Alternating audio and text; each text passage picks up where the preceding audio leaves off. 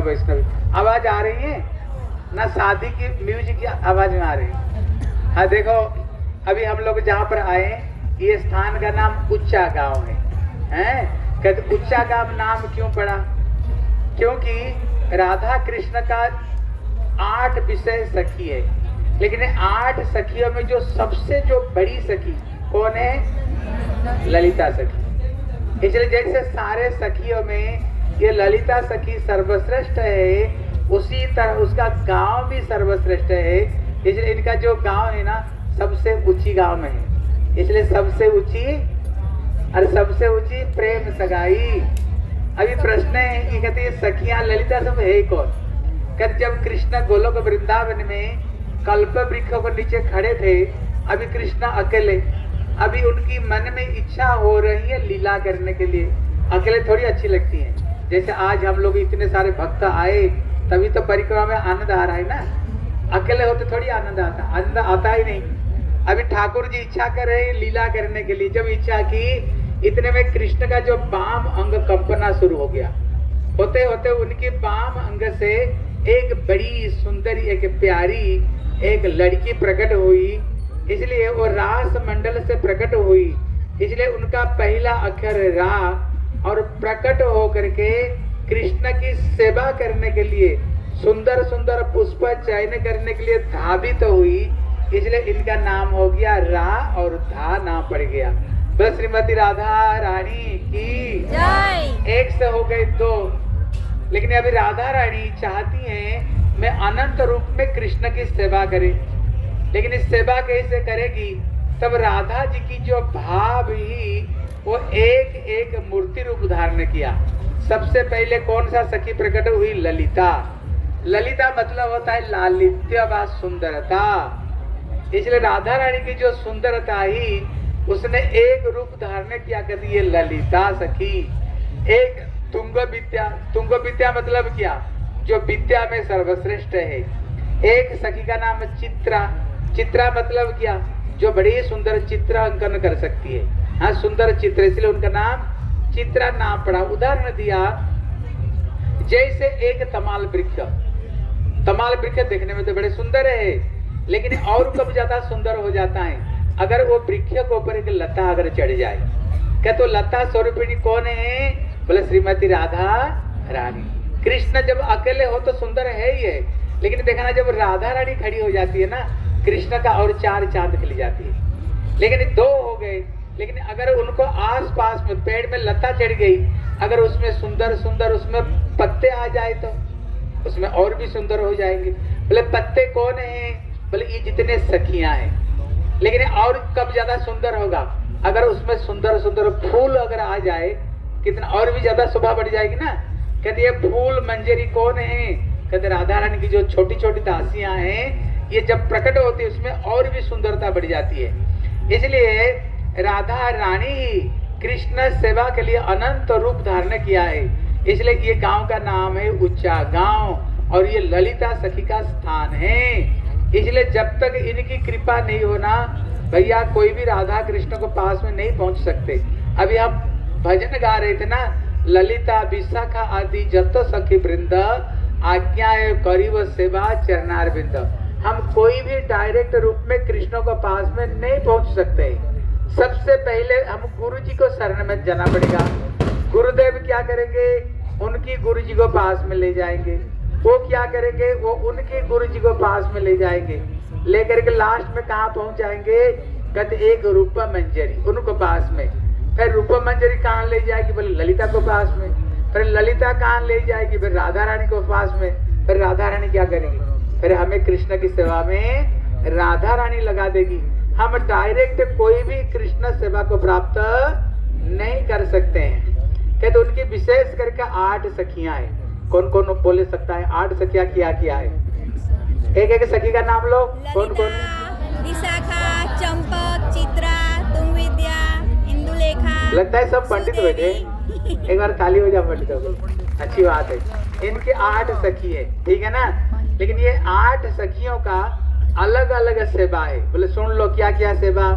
बोले तांबूलम भक्त ललिताम विशाखा गंध चंदने चामरे चंपकलता तुंग विद्या तुनर्तने सुदेवी जल सेवायाम रागे श्री रंग देवी के। कहते उनका अलग अलग सेवा।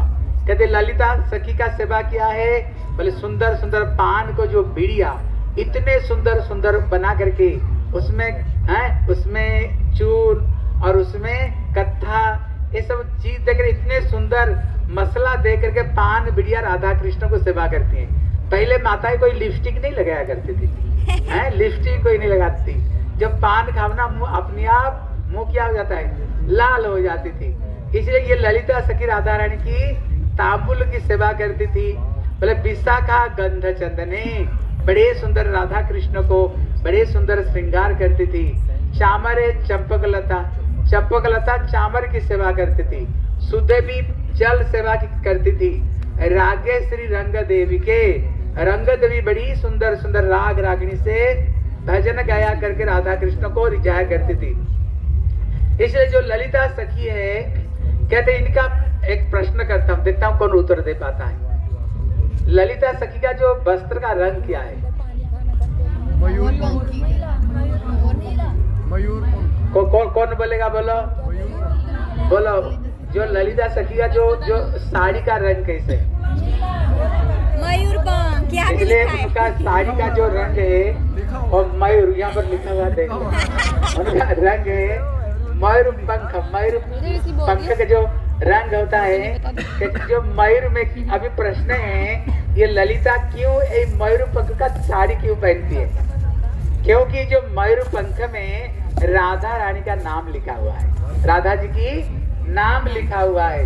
मानो ललिता राधा जी का नाम रूपी नाम से ही अपना शरीर को ढका हुआ। अब बताओ उनको पिता माता का नाम क्या पढ़कर बताओ। विशोक और शारदा जी। क्या लिखा हुआ? विशोक जी और शारदा जी। कहते विशोक और माता शारदा। देखो ध्यान देकर सुनो। कहते इनके पिता माता है। कहते अगर पिताजी का चेहरा व पिताजी का गुण अगर बेटी में आए, वो बेटी को बड़े सौभाग्य बड़े भाग्यवान होगा। अगर पिताजी का चेहरा आ जाए, पिताजी का गुण आए ना, देख समझ लेना ये बड़ी भाग्यशाली होगा।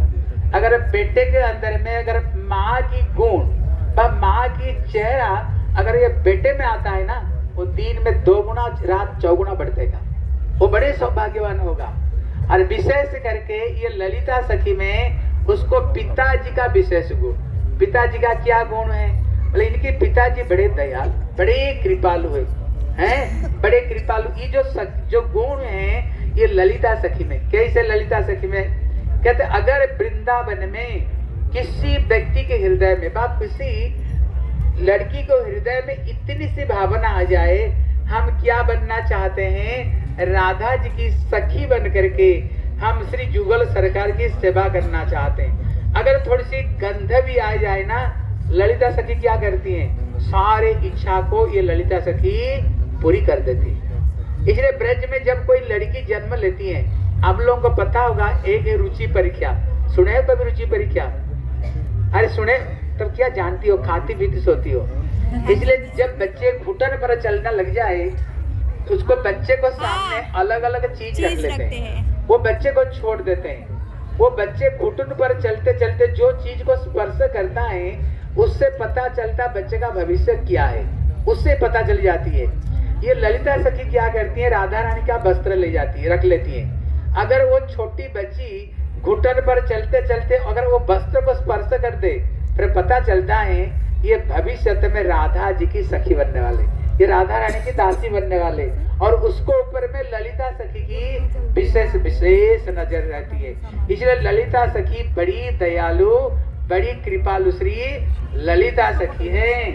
अब लोग बताओ तो ललिता सखी का तो ये हो गया सबके सब। ये बताओ जो ललिता सखी का उम्र कितना? 14 साल।